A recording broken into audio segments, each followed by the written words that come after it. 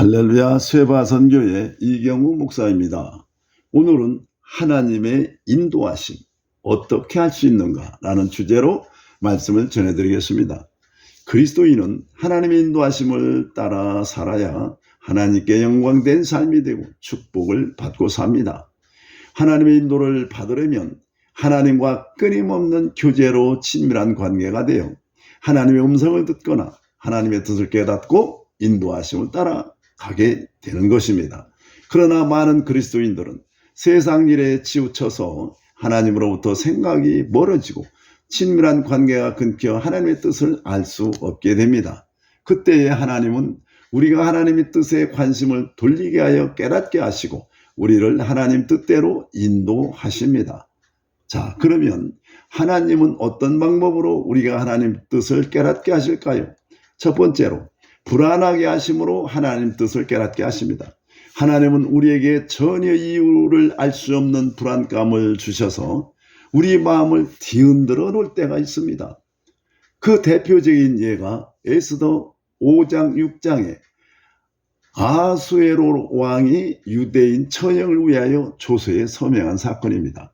이스라엘 민족이 바벨론 포로 시기에 바사의 아수에로 왕 수상 하만의 말을 듣고 모든 유대인들을 처형한다는 조서에 서명을 합니다. 바사의 국무총리인 하만은 유대인들을 말살하려는 계획을 세우고 있던 차에 유대인 모르드게가 자신의 권세 앞에 굽히지 않자 모르드게와 유대인들을 모두 죽이려고 아수에로 왕의 조서에 서명을 받아내었습니다. 그래서 유대인 왕비 에스더와 유대인들이 3일을 금식하며 기도하게 됩니다. 그런데 왕은 조서에 서명을 하고 나서 그날 밤 이유 없이 불안해서 잠을 이룰 수가 없었습니다. 그래서 궁중일기를 꺼내 읽고 있다가 하만이 죽이려 하는 모르드게가 자신의 암살 음모를 알려주어 목숨을 구해준 자라는 기록을 발견하게 됩니다. 그래서 왕은 하만의 음모를 알게 되어 유대인들을 살리고 대신 하만이 처형되고 모르드게는 상을 받게 됩니다. 이 모든 것은 하나님께서 아수에로 왕을 불안하게 하심으로 일어난 일입니다. 우리는 이유 없이 불안할 때에는 하나님이 우리의 관심을 하나님께 돌리기 위하여 사용하시는 가장 간단한 방법 중에 하나입니다. 그러므로 이유 없이 불안할 때에는 하나님께 간절히 기도하며 하나님의 인도하심을 세심하게 살펴야 합니다. 두 번째로 다른 사람의 말을 통하여 하나님 뜻을 깨닫게 하십니다. 하나님은 우리가 하나님께 관심을 집중시키기 위하여 다른 사람의 말을 사용하십니다. 가장 좋은 예로 사무엘 12장에서 나단 선지자와 다윗의 이야기를 들 수 있습니다. 다윗 왕이 우리아의 아내 밧세바가 낮에 목욕하는 것을 보고 반해서 그 남편 우리아를 전쟁터에 나가 앞장서게 하여 죽게 하고 자기 여인으로 삼았습니다. 그러자 하나님이 나단 선지자를 통하여 다윗을 책망하게 하자 다윗 왕이 즉시 잘못을 깨닫고 회개하였습니다. 하나님은 우리가 잘못했는데도 깨닫지 못하고 있으면 다른 사람을 통하여 말씀하게 하십니다. 이때 교만과 이기심을 버리고 열린 마음으로 그것을 들을 수 있어야 합니다. 그러나 다른 사람의 충고를 들을 때에는 인간적인 충고는 선한 의도에서 나온 것일지라도 잘못 인도될 수가 있으므로 매우 조심해야 합니다. 솔로몬 왕의 아들 르호보암은 왕이 된 후에 아버지를 섬겼던 나이 많은 신하들이 말을 듣지 않고 자신의 일가 친척들의 말을 들으므로 그 결과 이스라엘 왕국이 북이스라엘과 유다 왕국으로 갈라지게 되었습니다. 하나님과 올바른 관계를 가지고 있지 못한 자들의 말을 들음으로 큰 실수를 저지르게 됩니다. 그러므로 하나님께서 누군가를 통하여 우리에게 말씀하고 계시다고 생각될 때 항상 그 충고와 함께 그것을 전한 사람도 주의 깊게 살펴봐야 합니다. 세 번째로 응답되지 않는 기도를 통하여 하나님의 뜻을 깨닫게 하십니다. 우리가 기도하여도 기도가 응답되지 않는 이유가 있는데 그것은 야고보서 4장 3절에 정욕을 위하여 잘못 구했다거나 요한일서 3장 21절에 불순종하는 삶을 살았거나 요한일서 5장 14절에 하나님의 뜻에 어긋나는 것을 구할 때입니다. 그러나 이와 관계없이 간절히 기도했는데도 응답이 없을 때가 있습니다. 이것은 하나님이 우리의 관심을 모으기 위하여 사용하시는 방법입니다. 예를 들면 결혼 생활입니다. 베드로전서 3장 7절에 남편들아 이와 같이 자식을 따라 너희 아내와 동거하고 그를 더 연약한 그릇이요 또 생명의 은혜를 함께 이어받을 자로 알아 기이 여기라. 이는 너희 기도가 막히지 아니하게 하려 함이라.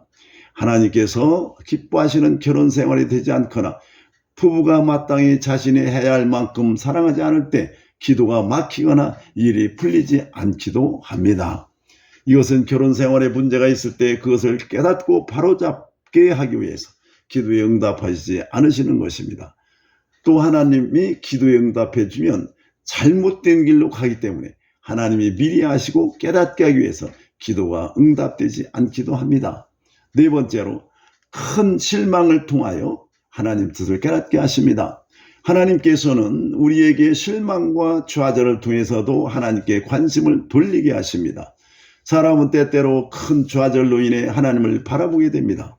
예를 들어 어떤 사람이 결혼을 위하여 날짜도 식장도 주례도 모든 것을 다 완전하게 준비하고 예식 날짜만 기다리고 있는데 상대방에서 파혼할 것을 통보해 왔습니다. 세상이 무너지는 것 같을 것입니다. 그렇게 기도하고 준비했는데 하나님은 도대체 무엇을 하고 계신가? 왜 이런 일이 나도록 내버려 두시는가? 나를 이렇게 대하시는 이유가 무엇인가? 그러나 이런 상황은 하나님이 원하시지 않는 결혼이기 때문에 결혼을 중지시키시고 큰 실망과 좌절을 하게 하므로 하나님 뜻을 찾는 계기가 되게 하시는 겁니다. 다섯 번째로 특수한 환경을 통해서 하나님 뜻을 깨닫게 하십니다. 하나님께서는 어떠한 특수한 환경을 통해서 하나님께 관심을 갖게 하십니다. 성경에서 대표적인 예가 모세입니다. 모세는 바로의 집에서 양육되어 세상적으로 훌륭한 사람이 되었습니다. 이러한 그가 어느 날 본의 아니게 애굽의 병사를 죽이게 되어 목숨을 부지하려고 미디안 사막으로 들어가 목동이 돼서 40년간을 양무리를 치면서 숨어 지내게 됩니다. 모세는 너무나 자의식이 강한 사람이었기 때문에 하나님께서 그를 깨어지게 하심으로 그의 관심을 하나님께 돌리게 하셨던 것입니다. 그는 호렙산에서 떨기나무에 불이 붙었으나 타지 않는 것을 보고 기이하게 여겨 그것을 살펴보기 위하여 가까이 갔다가 하나님을 만나게 됩니다. 하나님께서는 이러한 기이한 경험을 통해서 하나님께 그의 주의를 집중시킨 것입니다. 우리 삶 속에 우연이란 있을 수 없습니다. 하나님은 때로는 특수한 환경을 통해서 우리를 인도하시고 하나님의 뜻을 이루십니다. 여섯 번째로 실패를 통하여 하나님 뜻을 깨닫게 하십니다. 하나님께서는 실패를 계기로 우리의 관심을 돌려놓기도 하십니다. 그 예가 이스라엘 백성들의 아이성 전투의 실패입니다. 약속의 땅에 도착한 이스라엘 백성들은 첫 번째 할 일은 여리고성을 치는 일이었습니다. 두 번째 해야 할 일은 아이성을 정복하는 일이었습니다. 모든 면에서 볼 때 아이성은 여리고성에 비해 넘어뜨리기 쉬운 성이었습니다. 그러나 이들은 아이성 전투에서 무참하게 실패하고 말았습니다. 그 이유는 첫 번째로 하나님께서는 여리고에서 탈취한 물건들과 금은 모두 하나님 것이라고 말씀하셨습니다. 아간이라는 사람이 보물 중 약간을 숨겼습니다. 두 번째 잘못은 여리고성을 무너뜨리고 자만심에 빠져 하나님으로부터 명령을 받지 않고 소수의 군대를 파견하여 쉽게 정복해 버리려고 했습니다. 하나님께서는 여호수아가 전쟁에서 패하게 내버려 두심으로써 그들의 관심을 돌려 하나님을 향해 했던 것입니다. 우리는 영적으로나 재정적으로 축복하실 때 아이성 사건을 반드시 기억해야 합니다. 하나님께서 축복하실 때 감사와 찬양을 돌려야 하는 것은 당연한 일이지만 세밀한 주의를 해야 합니다. 왜냐하면 대부분의 사람들은 축복을 받으면 교만하고 이기적인 마음을 가지게 돼서 축복하시게 된 하나님의 참된 의도를 깨닫지 못하고 그 뜻을 저버리고 말기 때문입니다. 그래서 하나님이 우리가 실패하도록 놓아두시는 것입니다. 실패하는 것과 실패자가 되는 것은 엄청난 차이가 있습니다. 실패를 통하여 하나님께 가까이 간다면 실패가 오히려 삶의 성공의 중요한 발판이 되는 것입니다. 그러므로 실수하면 그 실수를 인정하고 하나님께 잘못을 고백하면 실패는 결코 실패자로 만들지 못합니다. 일곱 번째로 경제적인 파탄을 통하여 하나님 뜻을 깨닫게 하십니다. 어떤 때에는 하나님께서 우리의 관심을 끌기 위하여 경제적인 고가를 주실 때가 있습니다.